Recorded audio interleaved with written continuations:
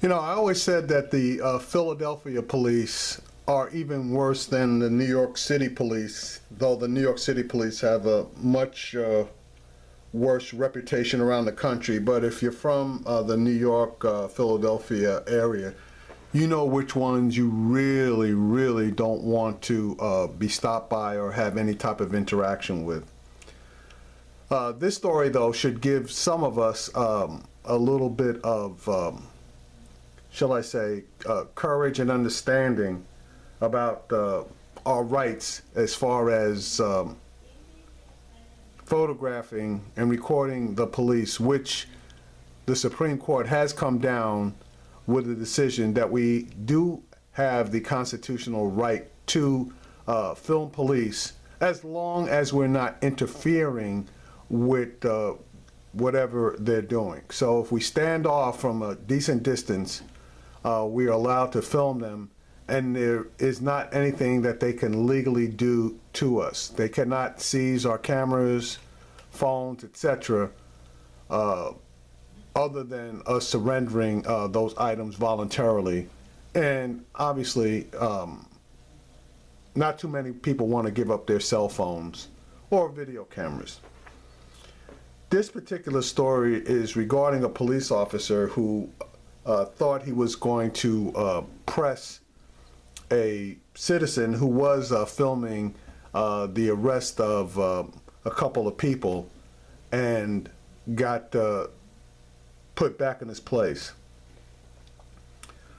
A couple of Philadelphia cops were arresting two men on a darkened street for disorderly conduct, aka contempt of cop, when one of the men being arrested called out to a passing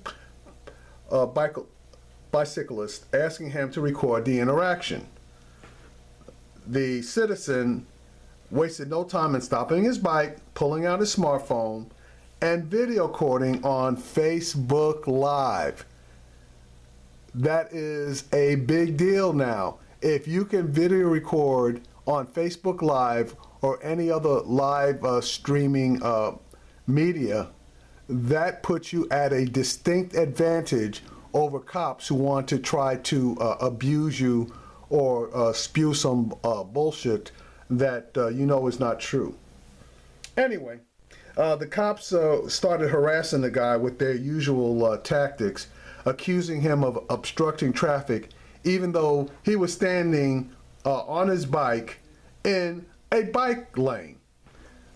When the citizen continued recording, the cops then threatened to confiscate his phone as evidence, which is another tiresome routine that cops still use, even though the law is very clear that they are only allowed to confiscate cameras under exigent circumstances, meaning they would have needed a reasonable suspicion that he was going to delete the footage.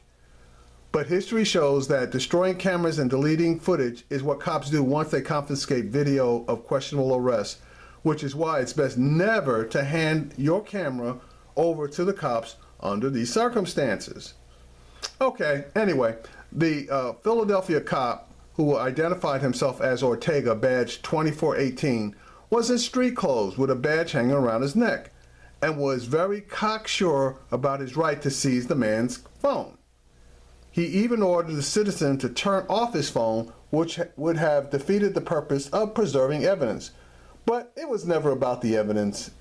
So, you know, that was a BS line. The citizen was even more confident about his rights not to hand over his phone, however, so he refused to do so. And he asked Mr. Ortega to call for a supervisor. Okay, magic words. The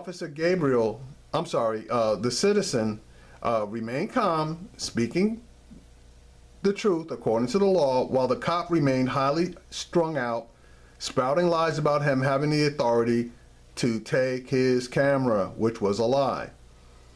They went back and forth for a few minutes, each of them acting convinced that they were right.